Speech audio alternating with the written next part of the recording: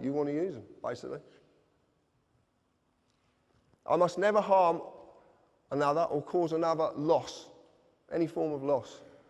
I'm free and unlimited ability to contract and settle debt in private and under commercial law. I can basically do as I please as long as I abide by these principles. My person, that's attached to me, is Mr. J. Harris, who's a fictional entity created by the government.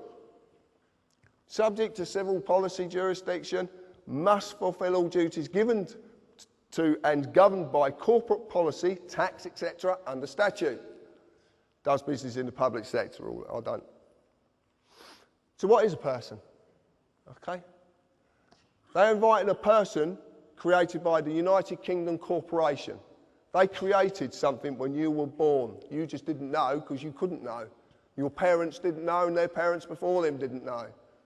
Because it's been hidden from you. Because it's too simple. That's the point. Our world is so bloody complicated. But it's not complicated. Everything complicated has a very, very simple foundation. Everything. I'm just simple. I just look at things simply. Your person was created when your birth was registered and evidenced by your birth certificate. Man created government, which in turn created persons. Your person is not you. It is a legal fiction which you are falsely identifying with because you've been deceived. Massively. You don't get to say what its rights and duties are. The United Kingdom Corporation does. Like I said, you've been misled and you've been deceived. Let's define the word person. Includes natural person, firm, co-partnership, association, limited liability, company or corporation, legal personality. Well, I've got a problem with this. First off, was the first one we had was how can you define person with exactly the same word because you're failing to define anything?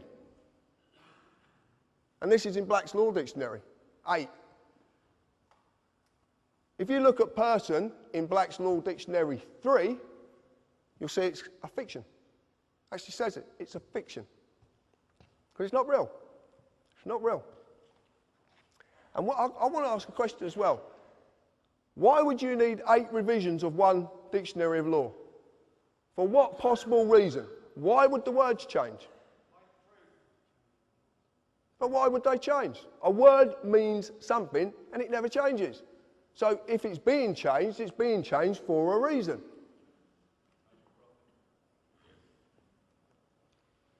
The creation of the person. When you were born, your mother, father, submitted a birth certificate registration application form. In the formulation of any limited company corporation, there is always a certificate of registration to create its legal personality. Your fictional person, known by Mr., Mrs. or blah, blah, blah, you can see it up there, is created by the same means. So this is interesting as well. People don't, I couldn't believe this. When I actually found out, and this comes from Rob Bernard. Do we know who Rob Bernard is? Really? Yeah, good. I'm glad. Right. When you submit, you are bending to another's will. Okay? So you're bending, you're agreeing to bend to their will.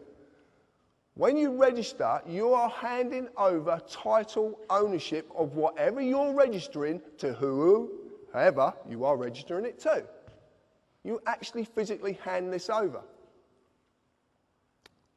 And in doing this, you acknowledge the transferring of that authority.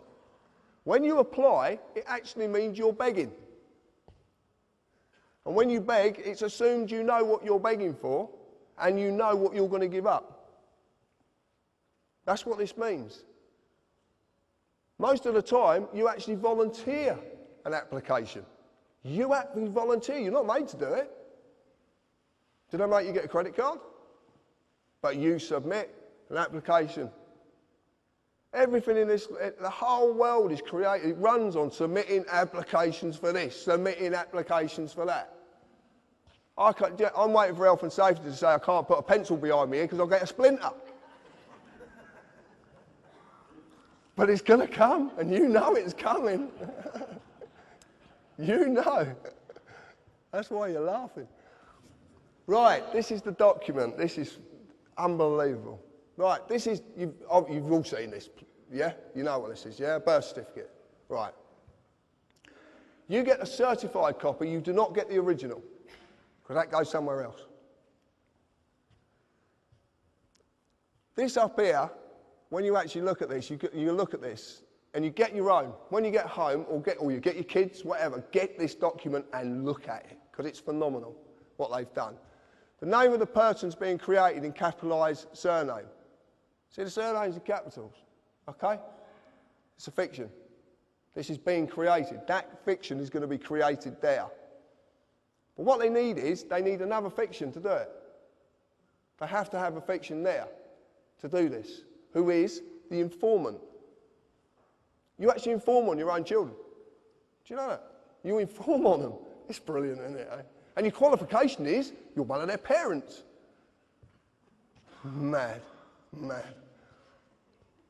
And it's capitalised, it's all capitalised. And it is absolutely true. Look at your birth certificate, informant, the qualification needed, and it will say needed, and you inform because you are the father or the mother. What you don't know is that at the bottom, there is a declaration. Now, a declaration is in common law. A declaration is a sworn oath of a man or a woman. And there's a reason that's on the bottom. Because without that man or woman being present, the fictitious mother or father isn't present. Now you're seeing that the person is attached to the human being. But to do this, they need the human being to be there. That's why there's a declaration at the bottom of it. And this, it says it quite simply. You have to be present to represent the person needed to create the new person's legal personality. I know it's a tongue, believe me, it's mind-boggling, but it really is. This is what we found. And it all makes sense. That's the point. This is what I want to tell you about it. And then you register it to a corporation. The General Register Office. Get your birth certificate and lift it up and you'll see GRO. It's a General Register Office. That's who you're registering it to. Registration and your children. And this is not funny. This is really, really true. Okay? To this day, registration still means the same thing. You hand over or you transfer the legal title to the body you have registered it with. As you have seen, the worst possible way this has been done is by the birth certificate. It's been abused. A simple show of this is to, do you have to mandatory school your children? Well, you do. And can you take them on holiday when you want to? No. Because what happens when you take them out at term time? I know people have received £100 fines for taking their kids out at term time, taking them on holiday. And they have to be vaccinated. The thing is, it's their property. You signed over title ownership of that child to the government when you registered it. You've got no claim to your children whatsoever. You just don't know it because you've been duped. If you want proof of it, the social services. What happens when you don't look after their property or they pertain you're not looking after their property properly? Linda Lewis, Baby P. What happens? They take the child away. And not all children are taken away because the child is in danger. Do not believe that for a second. Do not believe the propaganda because it's not true. And my friend down there, Mr. Gerrish, can prove this many, many times. Well, what you'll notice is it says Social Services PLC because it is a PLC. And a PLC is a publicly limited company that has shareholders. And shareholders need profits. And where do they get profit from? Stealing children.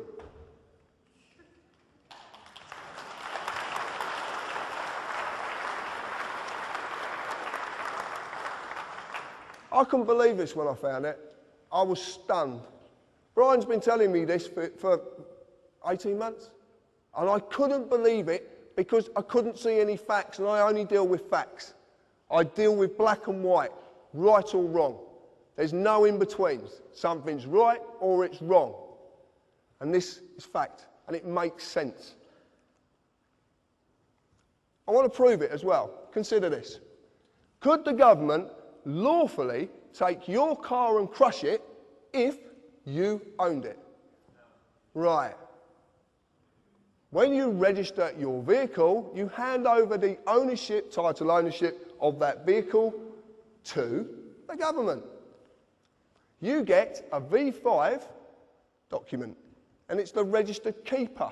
Look on anyone, registered keeper. If you look on the advert that's on the telly, and they crush the car in front of the couple just come back from wherever they come back, and the car crashes up in front of them, the voice says, we have a legal right to do this. But it doesn't say, we have a lawful right to do this. Because they haven't got a lawful right to do it. They've just duped you into giving your property to them so they can crush it when you don't put bloody tax on it. Incredible, incredible. Basically, as well, when you do this, when you register it, as stated, because it is stated, you agree to abide by their rules. MOT certificate, road tax, and the fuel levy tax as well. You agree to this. This is what you agree to because it's part of the deal. And then you register it to another corporation. Please remember this. Please, please remember this in future. When you register something, anything, you give up ownership of it. Your house, your car, your children, whatever it is, you give up ownership of it. I know you shouldn't own your children, and you don't, but your children are your children. And no one has a right to take that child away from you. No one. You get a certificate of title, and it's worthless. It's not worth the paper it's written on. Fixed penalty notices. So why are there so many fixed penalty notices? You get a fine for filling your bin up too much, or putting it out on the wrong day, or sticking it in the wrong position. Speed cameras, sworn documents. Well, what are these notices in the real world? They've been issued by corporations. And the corporations are dreaming up more and more reasons for penalising you. Penalised by the way of forfeit. Something surrendered subject to surrender as punishment for a breach of contract. These are called adhesion contracts.